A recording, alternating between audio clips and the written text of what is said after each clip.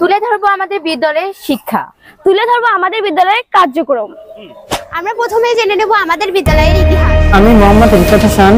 আমি আমলাগাছি ভুবনমোহন উচ্চ বিদ্যালয়ের ১০ম শ্রেণীর একজন শিক্ষার্থী। আমি আপনাদের সামনে আমলাগাছি ভুবনমোহন উচ্চ বিদ্যালয়ের প্রতিষ্ঠার সংক্ষিপ্ত ইতিহাস জানাবো।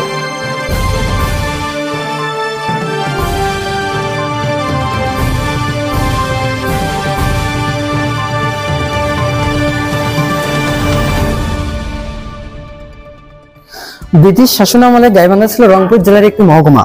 ব্রিটিশ শাসনামলে গাইবান্ধার আমলাগাছি অঞ্চলটি ছিল জমিদার শাসন ব্যবস্থার আওতাভুক্ত। এই এলাকায় গৌর বিনোদ চৌধুরী নামক একজন প্রভাবশালী জমিদার ছিলেন।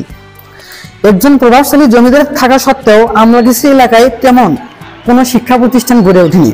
ফলে এই এলাকার মানুষ শিক্ষা লাভ থেকে বঞ্চিত হয়। তৎকালীন সময়ে ভারতের আলিগড় বিশ্ববিদ্যালয় থেকে এমএ ডিগ্রি অর্জন করে চলে আসেন স্নেহ মমতাবদ্ধ আমলাগাছিতে। এসে দেখলেন শিক্ষার অনুন্নতি, সমাজ কুসংস্কারে নিমজ্জিত। এই দৃশ্যটি যেন তার মনকে কুড়ে কুড়ে খেত। তাই এই এলাকাকে কুসংস্কার মুক্ত করতে, সমাজে শিক্ষার আলো ছড়িয়ে দিতে একটি বিদ্যাপীঠ গড়ার উদ্যোগ নেন। আপনারা ভাবছেন এই মহৎ ব্যক্তিকে?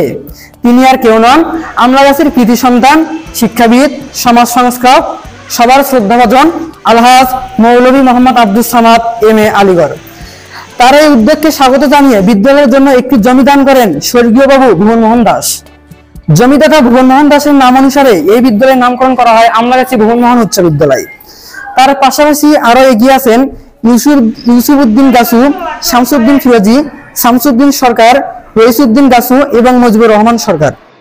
বিএম উচ্চ বিদ্যালয় আর আমলাগাছি বিএম উচ্চ বিদ্যালয়ের প্রতিষ্ঠিত সময় থেকে শুরু করে এই পর্যন্ত সবকিছু তুলে ধরবো গাইবান্ধা টেলিভিশনের মাধ্যমে। শুধু তাই নয়, এই বিদ্যালয়ের শিক্ষা, সংস্কৃতি, ঐতিহ্য সবই থাকবে আপনাদের সামনে। চ্যানেলটি সাবস্ক্রাইব করুন এবং সেই সাথে আমাদের সঙ্গে থাকুন। আছি বুলবুল আহমেদ, গাইবান্ধা টেলিভিশন।